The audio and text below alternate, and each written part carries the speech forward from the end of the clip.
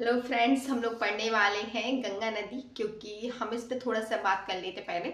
हम लोग यार नदियाँ बहुत बार पढ़ते हैं और डेली भूल जाते हैं। मतलब कि जैसे हम लोग प्रैक्टिस सेट लगाते हैं तो रटने की कोशिश करते हैं, वो थोड़ा गलत टाइप है। और हम लोग बुक से पढ़ने जाते हैं तो बुक से क्या होता है कि यार मतलब रीडिंग करने में ही मतलब समझ में ही नहीं आते, भूल ही जाते हैं। तो हम लोग आजकल क्या चल रहा है ना, शॉर्ट तरीका जो कि बहुत इफेक्टिव है, तो हम लोग को वैसे ही पढ़ना चाहिए। ठीक है, चलो। तो हम लोग गंगा नदी का जो बहुत सारी नदियों से मिलकर बनते हैं ना, तो उसको हम लोग कंफर्म कर लेते हैं, उसका क्रम पूछ लेते हैं कभी कभी। और उसका बहुत सारे वनडे एग्जाम में बहुत मोस्ट इम्पॉर्टेंट एक आध नंबर हमेशा आता है।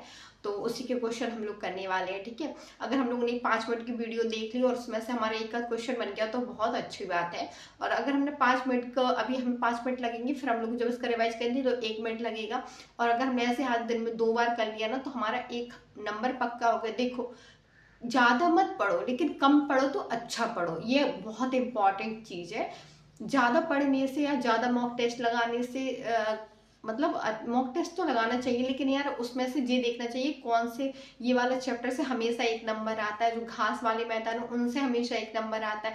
तो आप पहले उनको जो हमेशा आते रहते ना उनको एकदम क्लियर कर लिया करो, मतलब एकदम कि उसमें से कुछ भी आ जाए तो मैं मतलब 100% श्योर हूँ कि इसका एक नंबर मेरा जाएगा नहीं कहीं। तो बस वही उसी के लिए हम लोग ये चार्ट बनाए हुए हैं। तो हमारी जो बद्रीनाथ है ना, बद्रीनाथ से विष्णु गंगा निकलती है और धौली गंगा, विष्णु गंगा और धौली गंगा का मिलन पॉइंट है जो विष्णु प्रयाग है। अच्छा, जो पॉइंट बनी ना, मिलन प्रयाग बनी है, जैसे विष्णु प्रयाग बनाए, नंद प्रयाग बनाए, कर्ण प्रयाग बनाए, ये क्या है? ये जो मिलन बिंदु को प्रयाग बोलते हैं हम लोग। ठीक है, जो नदियां आती है जो हम मिल जाती है तो उसको प्रयाग बोलते हैं। ठीक है, जो हमारी बद्रीनाथ है ना, बद्रीनाथ से विष्णु गंगा निकलती है। कौन सी गंगा निकलती है? विष्णु गंगा। और ये धौली गंगा, दोनों मिलकर बनाती है विष्णु प्रयाग। क्या बनाती है दोनों मिलकर? विष्णु प्रयाग। ठीक है, फिर यहाँ से जो नंदाकिनी नदी है, नंदाकिनी नदी मिलेगी अलकनंदा से। अलकनंदा नदी है जो दिख रही है पिंक पिंक सी, ये अलकनंदा नदी है। तो विष्णु नदी बनाएगी विष्णु प्रयाग, धौली गंगा और विष्णु गंगा मिलाएगी विष्णु प्रयाग, नंदाकिनी नदी बनाएगी नंद प्रयाग, और पिंडा नदी बनाएगी कर्ण प्रयाग। पिंडा नदी कौन सा बनाएगी? कर्ण प्रयाग। ठीक है, और फिर जो हमारा केदारनाथ है ना, जो केदारनाथ से निकली एक मंदाकिनी नदी। कौन सी निकली है? मंदाकिनी नदी। और ये मंदाकिनी नदी हमारी बनाती है रुद्रप्रयाग। क्या बनाती है? मंदाकिनी नदी निकलकर हमारी बनाती है रुद्रप्रयाग। जो हमारे रुद्रप्रयाग है ना, और ये सारी अलकनंदा नदी में मिल रही है। तो अभी तक इसको मिलन बिंदु को जरूर हम लोग नाम रख लेते हैं कि रुद्रप्रयाग जहाँ मिली है तो रुद्रप्रयाग, जहाँ मिली है कर्णप्रयाग, जहाँ मिली है नंद प्रयाग, विष्णु नदी मिली है तो विष्णु प्रयाग। लेकिन ये अलकनंदा ही नदी है। अभी तक क्या नाम है इसका? नाम अलकनंदा ही है, क्योंकि ये अलकनंदा सबसे गहरी नदी मानी गई है। मतलब ये सारी सबसे गहरी होती है तो इसका नाम अलकनंदा ही है। ठीक है, फिर उसके बाद ये हमारी आती है उत्तरकाशी से भागीरथी नदी निकलती है। कौन सी नदी निकलती है? भागीरथी नदी निकलती है। लेकिन इसमें भिलांगना नदी है जो एक मिल जाती है, भिलांगना नदी।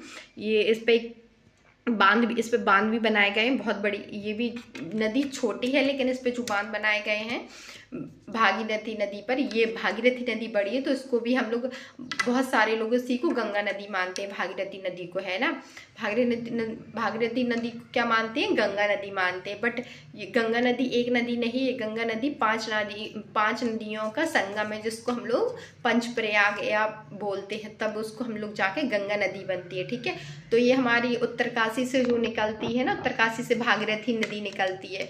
उत्तरकाशी से भागीरथी नदी निकलकर हमारी देवप्रयाग बनाती है। क्या बनाती है? देवप्रयाग। क्यों बनाती है? क्योंकि ये अलकनंदा से 4 नदियां मिल चुकी हैं, विष्णु प्रयाग, नंद प्रयाग, कर्ण प्रयाग, अलकनंदा, वो रुद्रप्रयाग। ठीक है, चारों हो गई हैं। अब बस एक बचा है, कहाँ? इसमें जो भागीरथी नदी मिल जाती है आके, वो बनाती है हमारा देवप्रयाग। क्या बनाती है? हमारा देवप्रयाग। तो हम लोग बस एक बार फिर से रिवाइज करते हैं।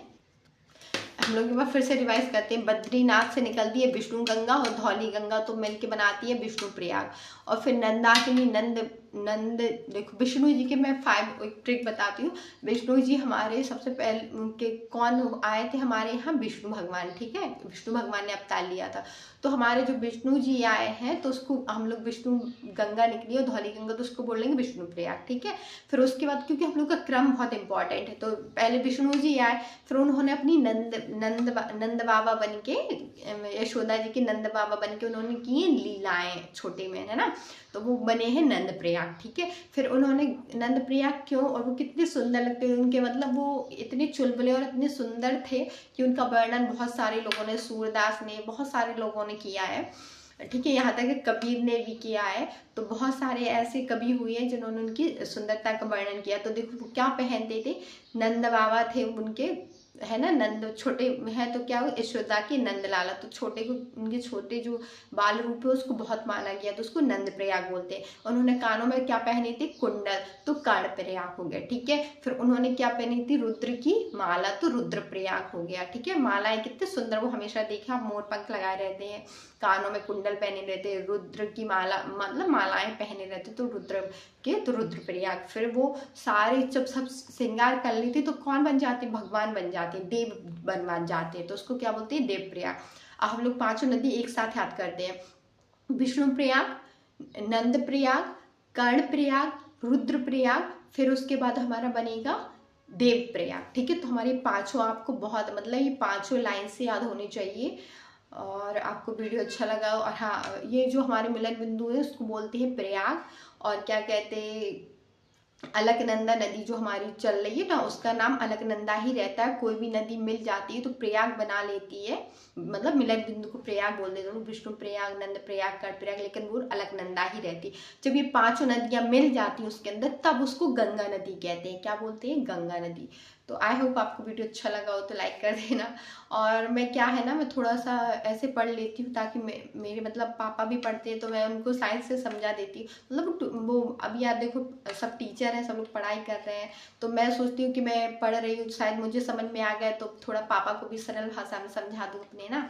तो मैं समझाने की कोशिश करती हूँ, बट इसीलिए ज़्यादा वीडियो बनाती हूँ, क्योंकि हम लोग थोड़ा दूर दूर रहते हैं। तो क्योंकि मैं अपने यहाँ रहती हूँ ससुराल में, और वो पापा घर पे रहते हैं, तो मैं उनको भेज देती हूँ, वो देख लेते हैं, उनको भी अच्छा लगता है कि हाँ हमारी लड़की भी पढ़ रही है।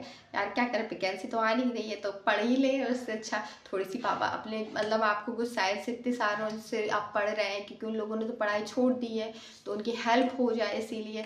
हेल्प क्या होते है, वो भी पढ़ने जाएंगे, उन्हें टाइम ही कहाँ मिलता है। देखो सरकार को तो पहले मतलब टेट करवाना है, पर छुट्टी देना नहीं है, तो यार ये तो गलत बात हुई ना। देखो जो इतने एजेड लोग हैं, मतलब कि हमारा पापा है, या आपके घर में भी कोई जॉब करने वाला हो, तो यार उन लोगों के ऊपर इतनी सारी ऑलरेडी जिम्मेदारियां हैं, घर की, बच्चों की, उनका पढ़ाई लिखाई का देखना, अपना देखना है, और उनके भी माता पिता, दादी दादा है घर में, तो उनको भी देखना है ना। कितनी सारी जिम्मेदारियां, किसी किसी के तो बच्चे हो गए, नाती पोते होगा, तो उन लोगों को देखना, मतलब पहले पूरे टाइम सुबह से स्कूल, और फिर उसी में अभी देखो SIR हो रहा था, तो उसकी वो चल रही थी, फिर उसके बाद क्या कहती कि वो अभी जनगणना आ गई, तो ये गलत बात है ना। उन लोगों को कब टाइम मिल रहा है पढ़ने का, ऊपर से इतने सालों से पढ़ा भी नहीं है, ऊपर से कह रहा है टेस्ट दो। यार क्या ही बताएं, मैं तो पापा को थोड़ा सा अपना बताने के लिए कि हाँ पापा आप सरल है, कुछ ज़्यादा नहीं है, 1 नंबर इससे मिल जाएगा आराम से। एक कहानी स्टोरी है जो पढ़ लो आप, स्टोरी से मतलब 1 आध नंबर आ जाता है।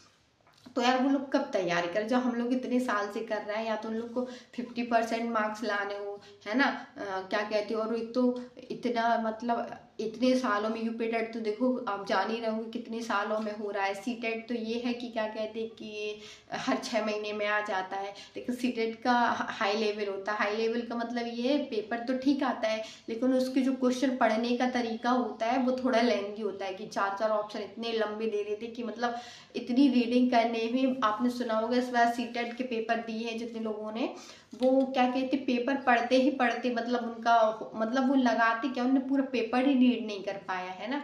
यार इतनी थोड़ी देखो निगाह कम हो जाती है इस टाइम पे, थोड़ा क्या बताए, सरकार को थोड़ा समझना चाहिए है ना, कि यार या तो छुट्टी दो, थोड़ा सा कि क्या कहते हैं उनको 1 आध महीना का सबको रिलीफ मिला जाए, कि हाँ भैया तुम लोग इतने इतने में, जैसे 4 लोगों का स्टाफ है तो आप 1 महीने छुट्टी ले लो, 15-15 दिन करके, ऐसे कोई तो अपने भैया तैयारी भी कर ले घर बैठ के।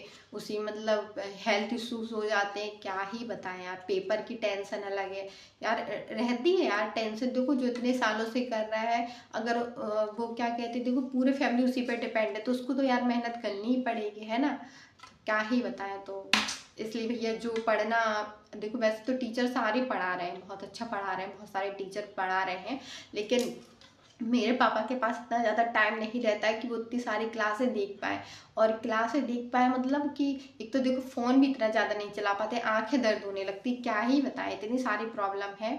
तो हम लोग ऐसे थोड़ी सी फ़ोन पे बात करते हैं तो कहते हैं हाँ पापा स्टोरी सुनाओ, मैंने आपको जो बताई थी। तो ऐसे ऐसे साइड से एक दो नंबर ऐसे हो जाता है, दिन में एक आध बार बात करती हूँ तो फिर कहते हैं हाँ पापा आपने वो देखा था मेरा वीडियोस में जो मैंने स्टोरी सुनाई थी, वो सुनाओ आप। हाँ तो पापा कहते हैं हाँ हाँ सुनाई थी, मैंने देखा था, लेकिन कभी कभी हाँ हाँ तो पापा प्लीज सुनाओ ना। तो ऐसे करके हम लोग थोड़ा सा पढ़ लेते हैं। बट क्या बताएं, मैं तो मुझे तो लगता है कि बहुत सारी प्रॉब्लम्स है टीचर्स के पास, जिसको अभी देना है। हम लोग का तो यार चलो ठीक है, अभी अभी तक जॉब नहीं कर रहे थे तो कोई बात नहीं, आगे भी जैसे चल रहा है हस्बैंड कर रहे हैं, जो घर में मतलब जो मतलब जैसी चल रही है तो वैसे ही चल रही है फैमिली।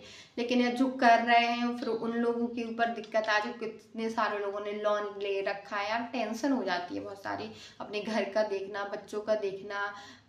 तो वही सब है यार भैया। पढ़ाई तो देखो सरकार को वैसे नहीं करवाना चाहिए था सीटेट, क्योंकि देखो आप इतने सारे प्रशिक्षण देते हैं, वो दे दीजिए उन लोग को ना।